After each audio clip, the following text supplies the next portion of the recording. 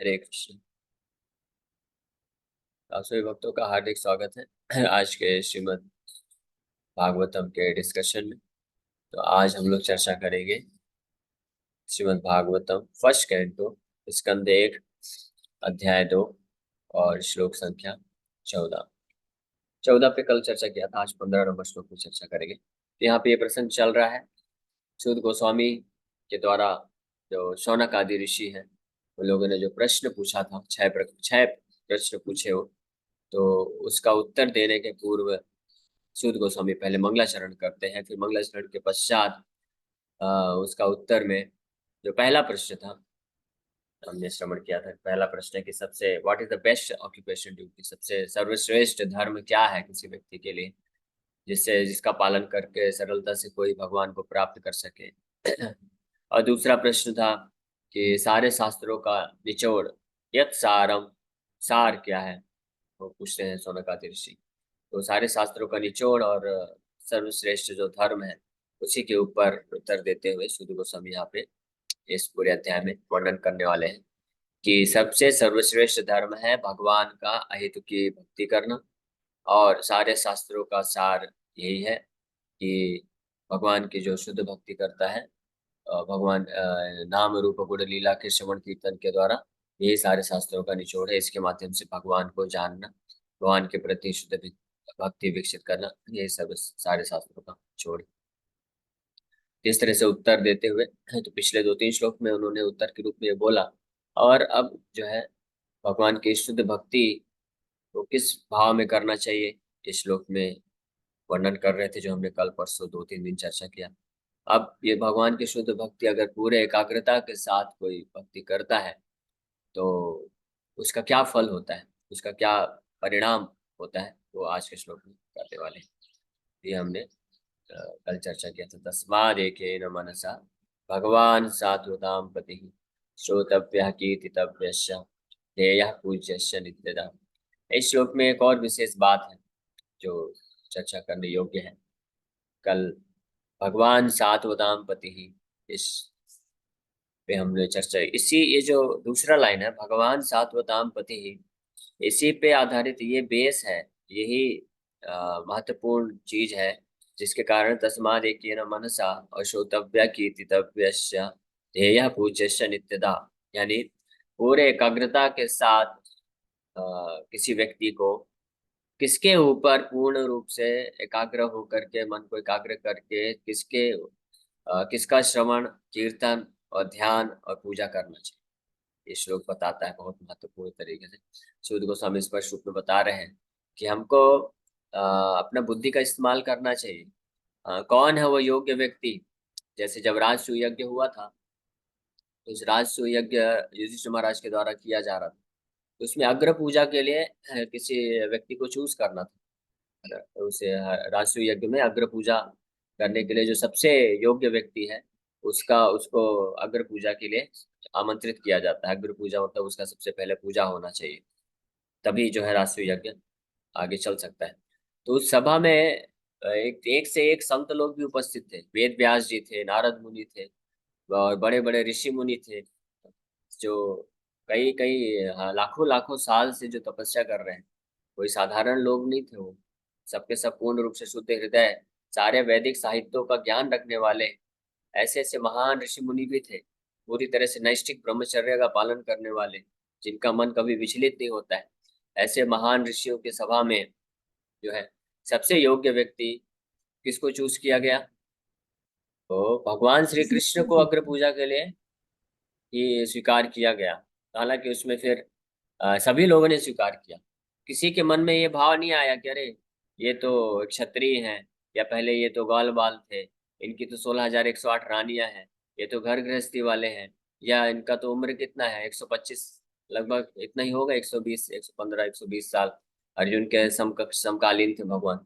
लेकिन उस सभा में एक से एक सन्यासी लोग उपस्थित थे, वैदिक ज्ञान रखने वाले लोग उपस्थित थे, लाखों लाखों साल से जो तपस्या करते हैं, केवल पृथ्वी ग्रह में नहीं, अलग अलग जगह जो भ्रमण कर सकते हैं। नारद मुनि तो पूरा त्रिभुवन छोड़िए, वैकुंठ भी जा आना आगा आवागमन नारद मुनि कर सकते हैं। उनका तो कोई उम्र भी नहीं, उनका तो दिव्य शरीर है। लेकिन इस सब के बावजूद भगवान कृष्ण को जब चूज किया गया, स्वीकार किया गया, तो सबने एक एक सहमति से सबने स्वीकार किया कि हाँ, कृष्ण का ही अगर पूजा होना चाहिए, क्योंकि वो परम भगवान है। केवल एक व्यक्ति पूरी सभा में, उसका नाम था शिशुपाल, उसने ऑब्जेक्शन किया और निंदा करना चालू कर दिया। केवल भगवान का ही नहीं, समस्त जो ऋषि मुनि थे, भगवान के शुद्ध भक्त थे, उनका भी निंदा करना चालू कर दिया कि ये लोग कैसे हैं, ये लोग भी जो है पूरी तरह से बुद्धि को खो बैठे हैं, वैदिक शास्त्र का इनको कोई ज्ञान नहीं है, ये वो बहुत कुछ हो बोलने लग गया। फाइनली फिर भगवान जब देखते हैं कि उसका पूरा हो गया है, अभी घड़ा भर गया है, तो अभी घड़े को बंद करना चाहिए, तो भगवान ने सुदर्शन चक्र के माध्यम से वो काम कर दिया। तो ये कहने का बात यह है कि राष्ट्रीय यज्ञ में भगवान को सेलेक्ट किया गया, तो सबसे योग्य व्यक्ति केवल और केवल भगवान ही है, जिनका श्रवणम कीर्तनम ध्यान पूजा करना चाहिए। तो ये बहुत विशेष बात है कि भगवान सात्वताम पति ही, कि भगवान ही सबसे योग्य है, जिनका श्रवण कीर्तन ध्यान और पूजा करना चाहिए। किस प्रकार से? एकेन मनसा, पूरा एकाग्रता के साथ। और कोई व्यक्ति योग्य नहीं है, चाहे वो कितना भी बड़ा नेता बन जाए, कितना भी बड़ा सेलिब्रिटी हो, कितना भी बड़ा देवता हो, कितना भी बड़ा महान ऋषि हो, तपस्वी हो, सन्यासी हो, कोई भी व्यक्ति हो, कोई भी भगवान के समक्ष जो है समतुल्य नहीं बन सकता है किसी भी परिस्थिति में।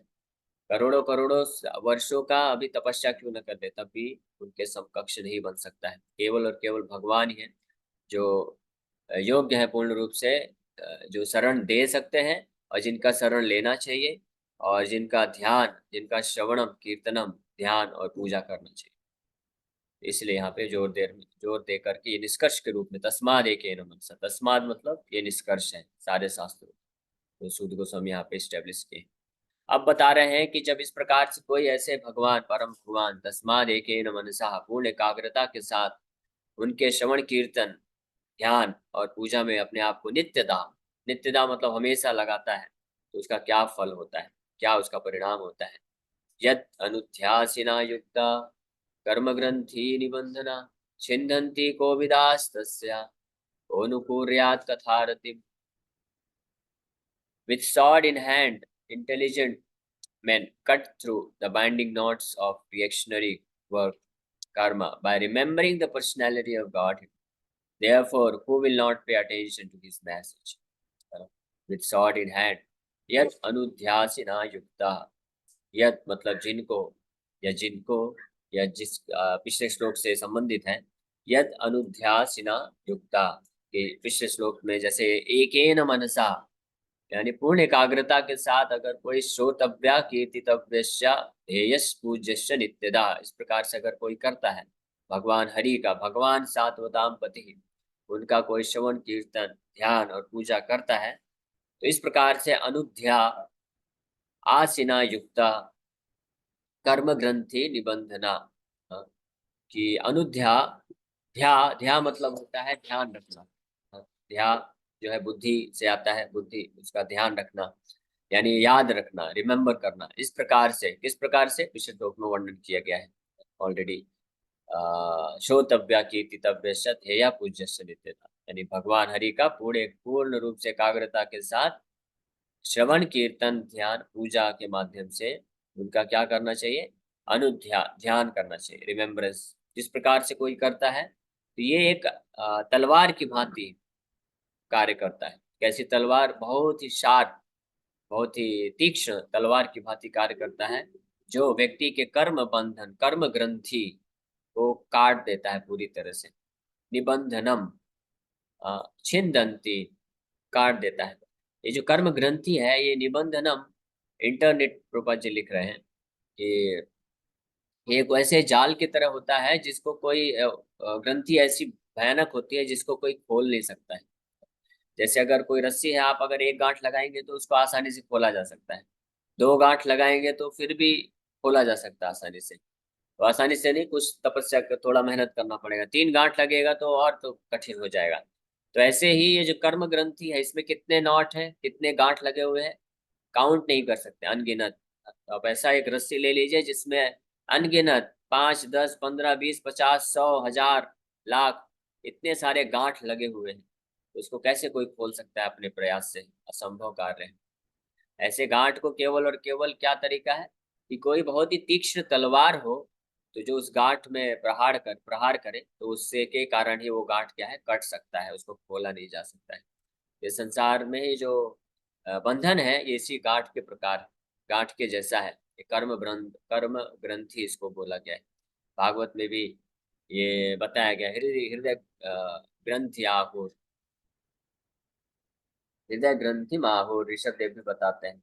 ये जो इस संसार का भौतिक आकर्षण है, भौतिक आसक्ति है, इस परिवार वालों के प्रति, समाज के प्रति, भौतिक इंद्र तृप्ति के प्रति, तो इस प्रकार से अनेकों अनेकों आसक्तियां हैं। तो ये आसक्तियां एक एक आसक्ति एक एक गांठ की तरह, ग्रंथि की तरह, जिसको खोल पाना असंभव है, कोई भी नहीं खोल सकता है।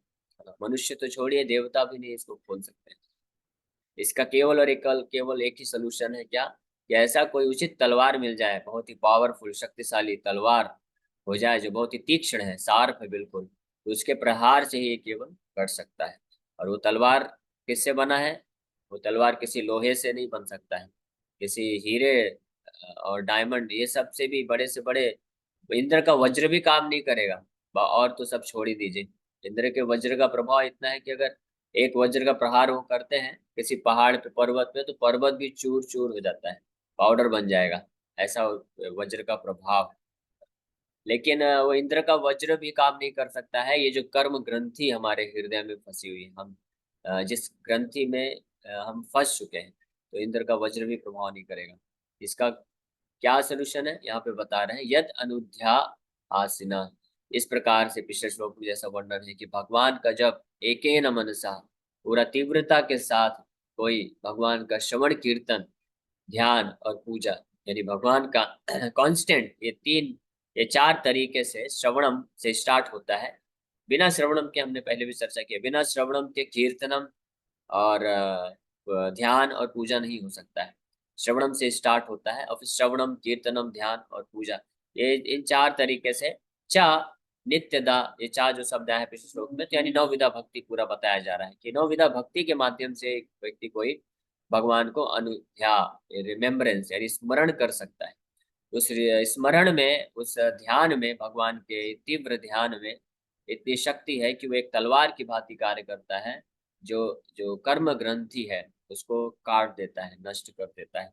अन्यथा ये कर्म ग्रंथि इतनी इतनी मजबूत है और इतनी कॉम्प्लेक्स है कि इसको किम कर्मेति किम अकर्मेति कवियो अपि अत्र मोहिता, भगवान भी बोलते हैं गीता में कि ये कर्म का ग्रंथि, कर्म का बंधन इतना गुह्य है कि कवियो यानी ब्रह्मा जी भी नहीं समझ सकते हैं।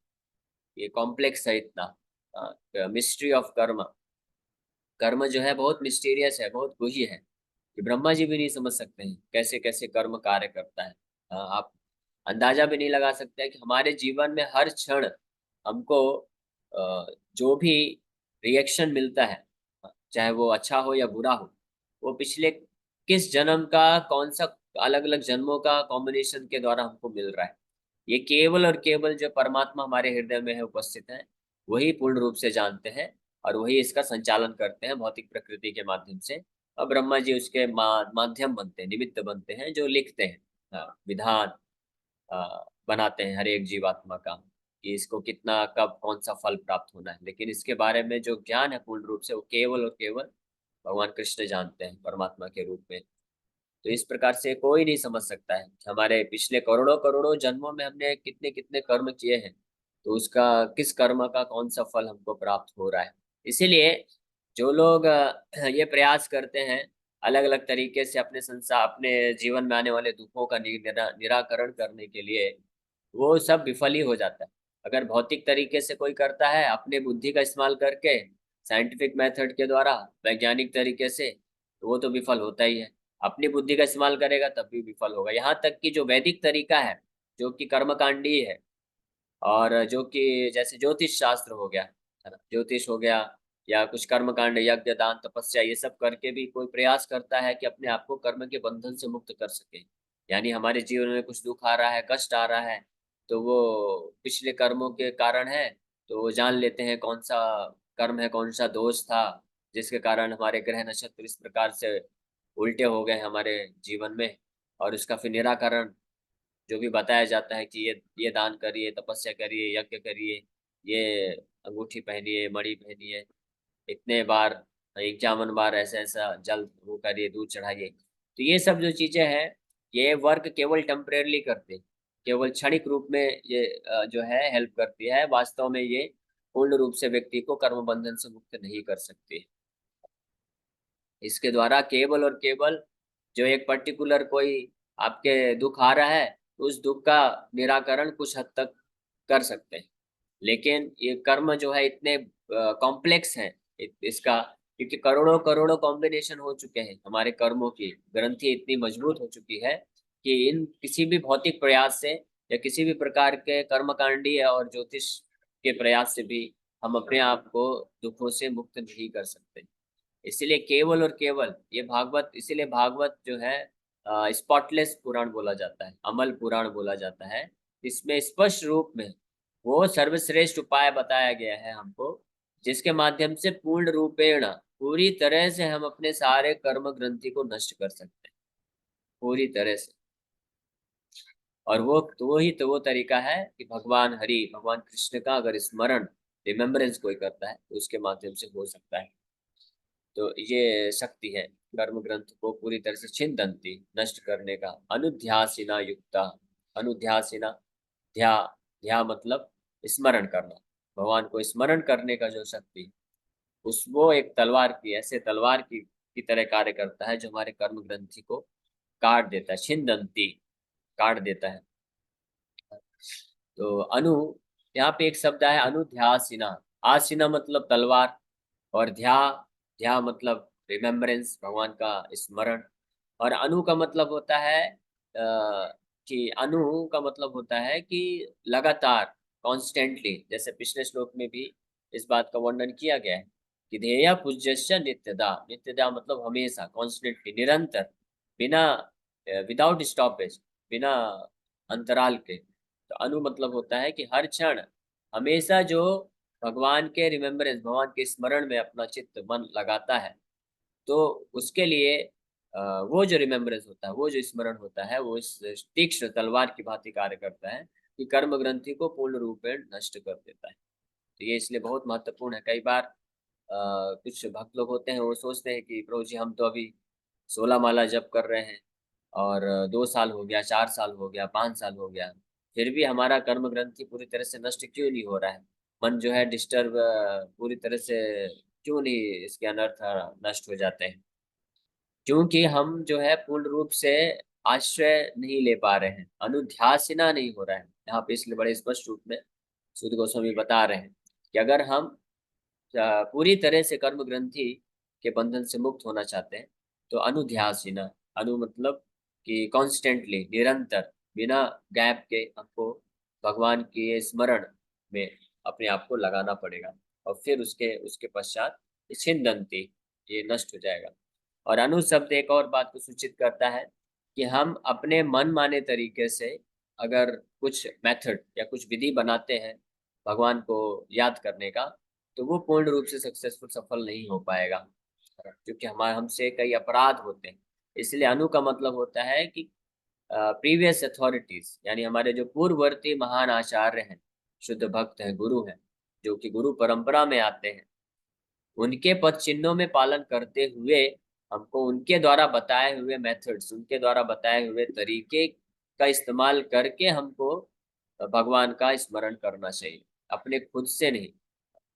वो जिनका स्मरण करने के लिए बोलते हैं, जिस तरीके से स्मरण करने के लिए बोलते हैं, और जिस भाव में बोलते हैं, वो सब कुछ, सबका सब जो है हमको पालन करते हुए भगवान का स्मरण करना है। और वो सब के सब जो है, जितने भी पूर्ववर्ती आचार्य हैं, वो शास्त्रों के अनुसार, शास्त्रों का जो निचोड़ है उसको बता करके हमको बताते हैं कि कैसे ध्यान करना है, क्योंकि वो खुद भी इस प्रकार से विधियों को पालन करके कर्म ग्रंथि से अपने आप को मुक्त कर लेते हैं, इसलिए वो बता सकते हैं। गीता में भगवान कृष्ण भी बोलते हैं अर्जुन को, तद विद्धि प्रणिपातेन परिप्रश्नेन सेवया उपदेक्षन्ति ते ज्ञानम ज्ञानिनस् तत्वदर्शिनः, कि अर्जुन तुम ऐसे तत्वदर्शी गुरु के पास जाओ, हाँ, जो तुम, जिसने तत्व देखा है, जो तत्व जानते हैं, साक्षात्कार प्राप्त कर लिया है, वही आपको जो है पूर्ण रूप से ज्ञान प्रदान कर सकते हैं। भगवान ऐसा नहीं बोले कि जाओ उपनिषद पढ़ो, वेद पढ़ो, वेदांत पढ़ो, पुराण पढ़ो। ऐसा नहीं बोले भगवान। उपनिषद, वेद, वैदिक साहित्यों से ही, शास्त्रों से ही वो ज्ञान आता है, लेकिन वो डायरेक्ट खुद से जाके नहीं प्राप्त होगा। वो ऐसे महान आचार्य जो शुद्ध भक्त है, जो साक्षात्कार खुद प्राप्त कर चुके हैं, तत्वदर्शी है।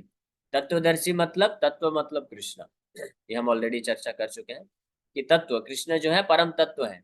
बाकी जितने भी तत्व हैं वो कृष्ण पे आश्रित हैं, कृष्ण से ही प्रकट होते हैं, चाहे वो निराकार ब्रह्म ज्योति हो, या परमात्मा हो, या जो भी विष्णु तत्व हो, नारायण हो, जो भी है, वो सब के सब जो तत्व हैं वो आते हैं परम तत्व, परम ब्रह्म है भगवान कृष्ण से। इसलिए तत्वदर्शी मतलब जो भगवान कृष्ण को जानता है, भगवान कृष्ण का जो आश्रय लिया है, भगवान कृष्ण का साक्षात्कार जिसको है, यानी भगवान कृष्ण का जो शुद्ध भक्त है, यही कृष्ण तत्ववेता से ही गुरु है। चैतन्य महाप्रभु भी इस बात को स्पष्टीकरण करते हैं कि जो कृष्ण तत्व को जानता है वही वास्तव में तत्वदर्शी है। तो ऐसे तत्वदर्शी, ऐसे शुद्ध भक्त के आश्रय में आके हम जब उनके द्वारा बताए हुए विधि का पालन करते हुए भगवान का स्मरण करते हैं, तो हम ये तलवार की तरह भांति कार्य करता है और कर्म ग्रंथि को नष्ट कर देता है।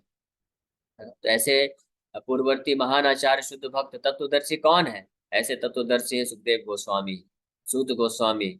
हाँ, और परंपरा में आने वाले जो महान आचार्य हैं, वो सब के सब जो है तत्वदर्शी हैं, जिन्होंने विशेष रूप से इस मध्व गौड़ी संप्रदाय में तो स्वयं भगवान कृष्ण ही आते हैं एक आचार्य की भूमिका निभाते हुए श्री चैतन्य महाप्रभु के रूप में, बड़े स्पष्ट रूप में।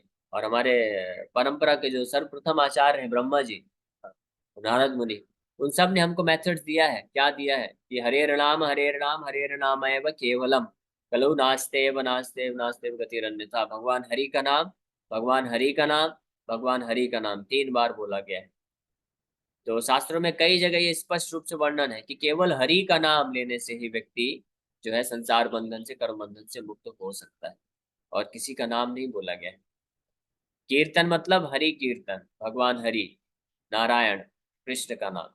और विशेष रूप से इस कलयुग की स्थिति को, दुर्दशा को देखते हुए हमारे आचार्यों ने ब्रह्मा जी से स्टार्ट होते हुए उन्होंने हमको हरे कृष्ण महामंत्र दिया है, जो कि कली संतरण उपनिषद में साफ साफ वर्णन पाया जाता है कि जब नारद मुनि जाते हैं ब्रह्मा जी को प्रश्न पूछते हैं कि कलयुग की दुर्दशा को देख करके, कलयुग के, कली के जो प्रभाव है, दुष्प्रभाव है, इससे कैसे मुक्त हो सकता है कोई व्यक्ति, आप वो सरल उपाय बताइए। तो ब्रह्मा जी ये श्लोक बोलते हैं, हरे कृष्णा कृष्ण कृष्ण हरे हरे, हरे राम राम राम हरे हरे, इति षोडशकं नाम नाम कलिकल्मषनाशनम, नातरो परतरो उपाय सर्ववेदेषु दृश्यते। कि हे नारद, कि सारे वेदेशों, सर्व वेदेशु दृश्यते, सारे वैदिक साहित्य ग्रंथों को अध्ययन करने के बाद मैं इस निर्णय पे पहुंचा हूँ कि इस 16 शब्दों, भगवान का ये जो 16 शब्दों का नाम है हरे कृष्ण महामंत्र है, इसके, इससे बड़ा उपाय और सरल उपाय कोई नहीं है जो इस कली के लोगों को, कली कल्मष नाशनम, कली के हर प्रकार के कल्मष को नाश करके लोगों को कर्म ग्रंथि से छुटकारा प्राप्त करा सकते। तो इसलिए हम जब इस प्रकार से अनुध्यासिना, भगवान के पूर्ववर्ती आचार्य और महान आचार्य और शुद्ध भक्तों के पद चिन्हों में पालन करते हुए भगवान का उचित प्रकार से स्मरण करते हैं, उनके नाम का कीर्तन, उनके नाम का जप करके, तो हम बड़ी आसानी से इस कर्म ग्रंथ से छुटकारा पा सकते हैं। और विशेष रूप से जो भगवान स्वयं आचार्य की भूमिका निभाते हुए आए हैं श्री चैतन्य महाप्रभु के रूप में, और उनके साथ उनके एसोसिएट्स पंच तत्व श्री कृष्ण चैतन्य प्रभु नित्यानंद श्री अद्वैत गदाधर श्रीवासादि गौर भक्त वृंद, ऐसे पंच तत्व का आश्रय लेते हुए इनके पद चिन्हों में पालन करते हुए जब हम हरे कृष्ण महामंत्र का जप करते हैं, कीर्तन करते हैं, तो हम बड़ी आसानी से अपने कर्म ग्रंथि को नष्ट कर सकते हैं और भगवान के धाम को प्राप्त कर सकते हैं। तो आज हमने ये चर्चा किया कि किस प्रकार से, पिछले श्लोक में तो शुद्ध गोस्वामी बताते हैं कि सारा निष्कर्ष यही है कि हमको परम भगवान हरि का पूर्ण रूप से, पूरे मनोयोग से उनका स्मरण करना चाहिए, ध्यान करना चाहिए, कीर्तन करना चाहिए। अब वो स्मरण ध्यान किस तरीके से करना चाहिए, उसका क्या प्रभाव होता है, तो आज के श्लोक में वर्णन किए कि वो अनुध्यासी ना होना चाहिए, यानी हमारे पूर्ववर्ती आचार्यों के पद चिन्हों में पालन करते हुए उनके द्वारा बताए हुए तरीके से भगवान के नाम का स्मरण, कीर्तन और जप करना चाहिए। और वो जो होता है भगवान के नाम का इस प्रकार से जब स्मरण प्रॉपर तरीके से कोई निरंतर रूप में करता है, तो वो एक बहुत ही तीक्ष्ण तलवार की तरह कार्य करता है, जो हमारे कर्म ग्रंथि को पूर्ण रूप से काट सकता है और हमको इस भव बंधन से मुक्त करके भगवान के धाम को भेज सकता है। हरे कृष्ण। इसी के साथ आज यहीं पे विराम करते हैं। आप सभी भक्तों का बहुत बहुत धन्यवाद कि आप लोग आए और आपने विनम्रता पूर्वक श्रवण किया। हरे कृष्ण। तो किसी भक्त का कोई प्रश्न है तो पूछ सकते हैं। कृष्ण प्रभु जी। तो प्रभु जी, इसको ऐसे समझे जैसे अजामिल की कथा आती है तो उसने थोड़ा बहुत भक्ति की, फिर उसके बाद वो सिर्फ आखिरी समय में भगवान का ध्यान करके और वो बैकुंठ को जाता है। तो मतलब पूरे कर्म जो जिंदगी में उसने पाप की या कुछ गलत कर्म किए तो सब कट जाते हैं, तो फिर ओके। तो पहली बात तो जामिल का जो केस है वो एक एक्सेप्शनल केस है। एक्सेप्शनल इसलिए है कि अजामिल का परम सौभाग्य था। उसका कोई भी उसका कुछ भी कारण हो सकता है, उसके पूर्व जन्म की भक्ति हो सकती है या किसी शुद्ध भक्त का जो है कृपा मिल गया, जिसके कारण हम अंतिम समय में भगवान का नाम उच्चारण कर पाए। पहली बात तो ये, क्योंकि ये इतना आसान नहीं है। आसान तो छोड़िए, कठिन भी नहीं है। कठिन भी छोड़िए, असंभव है कोई भी व्यक्ति जीवन भर पाप करे अंतिम समय में भगवान का नाम ले ले। इम्पॉसिबल है, हो ही नहीं सकता है। तो अजामिल अगर अंतिम समय में भगवान का नाम ले पाए तो इसका मतलब उनका पूर्व जन्मों में कोई बहुत ही भक्ति संचित था। ठीक है, पहली बात तो ये, इसलिए वो एक्सेप्शनल केस हुआ। और दूसरी बात कि अजामिल जब नारायण नाम लिए तो तुरंत वैकुंठ नहीं गए। वो नारायण नाम लेने से भगवान ने कृपा करके उनको वापस से अवसर दिया और फिर वापस से उनको जीवन प्रदान किया गया। और वापस से फिर तुरंत वो सब प्रकार के पाप कृत्य तो छोड़िए, घर गृहस्थी को भी छोड़ के वो सीधे निकल गए हरिद्वार। और अगले 12 साल वो पूरा एकेन मनसा, तस्माद एकेन मनसा, पूर्ण रूप से एकाग्रचित होकर के भगवान का शुद्ध भाव में भक्तों के शुद्ध भक्तों के संग में जाकर के उन्होंने श्रवणम कीर्तनम किया। और फिर जब वो शुद्ध पूरी तरह से हृदय शुद्ध हुआ तब वो भगवान के धाम को प्राप्त किए। जो दूसरी बात और तीसरी बात है कि अजामिल जो नाम जप कर रहे थे तो उनके हृदय में ये भाव नहीं था कि मुझे अपने पापों का निराकरण करना है नाम के जप पे, तो इसलिए वो अपराध नहीं किए थे। वो नाम भगवान नारायण का नाम ले रहे थे जस्ट अपने पुत्र को बुलाने के हेतु। उनके दिमाग में ये नहीं था कि मैं बहुत पाप कर रहा हूँ तो चलो नारायण ले लेके अपने पापों को नष्ट कर लेता हूँ। तो अगर कोई इस भाव से ये सोचता है कि मैं पूरा जीवन पाप करूंगा और अंतिम में भगवान का नाम का नारायण का नाम ले लूंगा और मैं सारे पापों से मुक्त हो जाऊंगा, तो वो एक महान अपराध हो जाता है। ठीक है, तो ये तीन बातों का विशेष ध्यान रखना चाहिए।